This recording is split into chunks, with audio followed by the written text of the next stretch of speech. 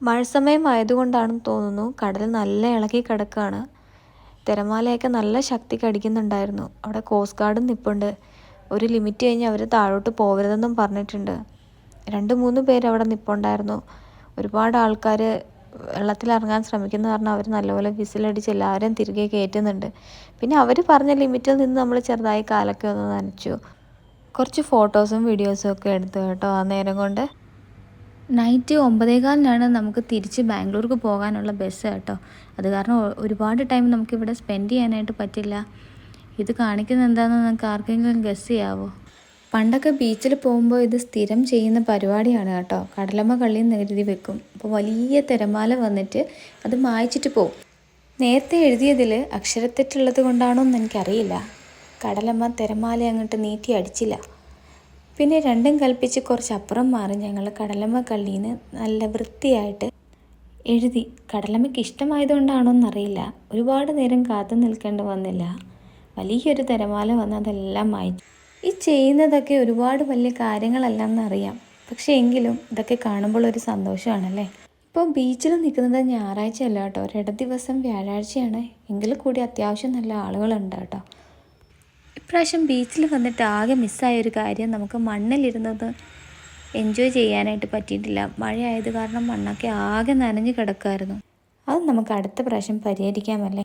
സത്യം പറഞ്ഞാൽ ശരിക്കും എൻജോയ് ചെയ്തു കേട്ടോ. ഇത്രയും നേരം പോയതറിഞ്ഞേയില്ല. ഒട്ടും പ്ലാൻ ചെയ്യാതെയാണ് കേട്ടോ ഈ ബീച്ചിലേക്ക് വന്നത്. കാരണം ലാസ്റ്റ് മിനിറ്റ് കുറച്ച് കാര്യങ്ങൾ കൊണ്ടുപോകാനായിട്ട് മേടിക്കാനായിട്ടുണ്ടായിരുന്നു.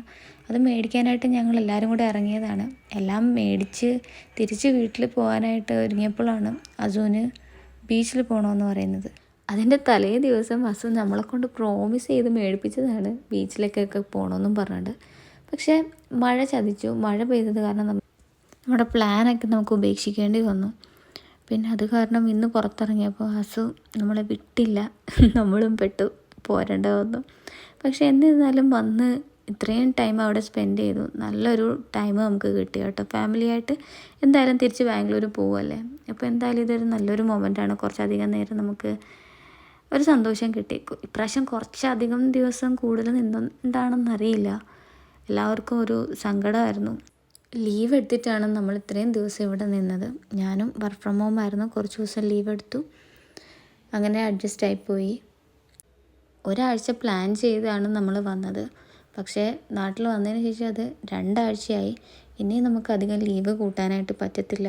ഇവർക്ക് എക്സാമിന് ടൈം ടേബിളൊക്കെ വന്നു. പോയിട്ട് നോട്ട്സൊക്കെ കംപ്ലീറ്റ് ചെയ്ത് കഴിയുമ്പോഴേക്കും എക്സാം ഡേറ്റ് ആവും.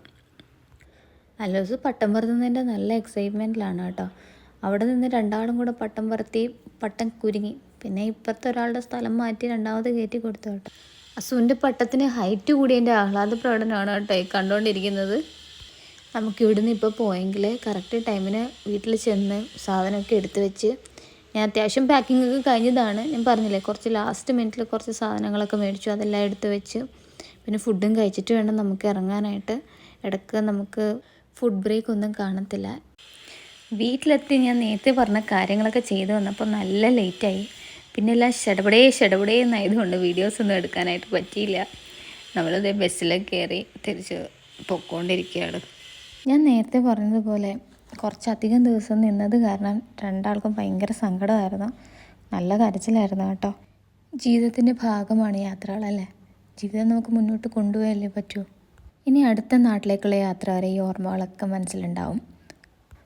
ഒരുപാട് താമസമില്ലാതെ ഉമ്മച്ചിയും വാപ്പച്ചിയും ബാംഗ്ലൂർക്ക് വരും. കുറച്ച് ദിവസം ഞങ്ങളുടെ കൂടെ ഉണ്ടാവും. അപ്പോൾ നമുക്ക് അതിനായിട്ട് കാത്തിരിക്കാം അല്ലേ. അങ്ങനെ ഈ വ്ളോഗ് ഇവിടെ തീരുകയാണ് കേട്ടോ. ഇത് ശരിക്കും ഒരു കണക്റ്റഡ് വീഡിയോസൊന്നുമല്ല. കുറച്ച് വീഡിയോസൊക്കെ എടുത്ത് പെട്ടെന്നൊരു പ്ലാൻ്റെ ഓർത്ത് ചെയ്തൊരു വീഡിയോ ആണ്. അപ്പം എല്ലാവർക്കും ഇഷ്ടപ്പെട്ടിട്ടുണ്ടെങ്കിൽ ലൈക്ക് ചെയ്യുക, ഷെയർ ചെയ്യുക, സബ്സ്ക്രൈബ് ചെയ്യുക, സപ്പോർട്ട് ചെയ്യുക.